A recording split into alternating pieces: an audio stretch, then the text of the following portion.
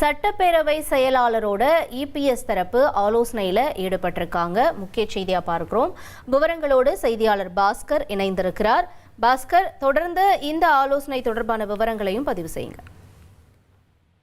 அதிமுக எடப்பாடி பழனிசாமி அணி, அதே நேரத்தில் சி.வி. சண்முகம் மற்றும் எஸ்.பி. வேலுமணி ஆகியோர் தனித்தனியாக அவ்வப்போது சபாநாயகர் சந்தித்து தங்களுடைய தரப்பு கோரிக்கைகளை முன்வைத்து இருக்கிறார்கள். சட்டமன்ற குழு தலைவர் மற்றும் கொறடா நியமனம் தொடர்பாக பல்வேறு கோரிக்கைகளை முன்வைத்திருக்கிறார்கள்.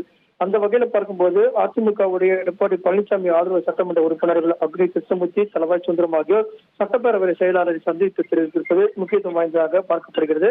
காரணம் என்னவென்றால், மீண்டும் அவர்கள் சந்தித்து ஏற்கனவே கொடுத்த கோரிக்கையின் மீது சபாநாயகர் என்ன முடிவு எடுத்திருக்கிறார் என்பது தொடர்பான கோரிக்கைகளை நினைவூட்டுவதற்காகவே இந்த சந்திப்பு என்பது நடைபெற்றிருக்கக்கூடிய வாய்ப்புகள் அதிகமாக இருக்கிறது. அதன் காரணமாக தமிழக சட்டப்பேரவை கூட்டத்தொடர் ஆளுநர் உரையுடன் தொடங்க வேண்டிய நிலை இருக்கிறது. அடுத்த மாதம் 20 நாட்கள் இடைவெளி இருக்கக்கூடிய நிலையில அதற்கு முன்னதாகவே தமிழக சட்டமன்றத்தில் அதிமுகவுடைய சட்டமன்ற குழு தலைவரை தொடர்ந்து கொறடா துணைத் தலைவர் மற்றும் இவற்றையெல்லாம் அடிப்படையாக கொண்டு அதிகாரப்பூர்வமான அறிவிப்பு எப்போது வெளியிடப்படும் என்ற எதிர்பார்ப்பில் அதிமுகவுடைய இரு தரப்புகளும் காத்திருக்கிறார்கள்.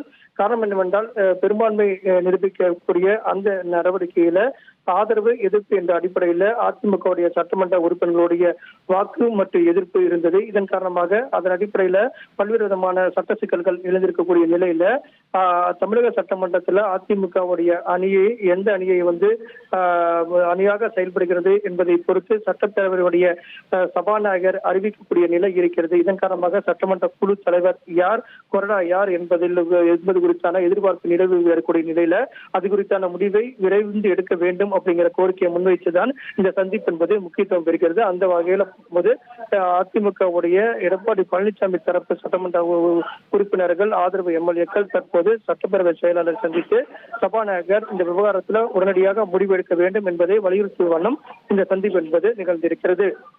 விரிவான தகவல்களுக்கு நன்றி பாஸ்கரன். சட்டப்பேரவை செயலாளரோட இபிஎஸ் தரப்பு ஆலோசனையில் ஈடுபட்டிருக்காங்க. விவரங்களை செய்தியாளர் பாஸ்கர் வழங்கிட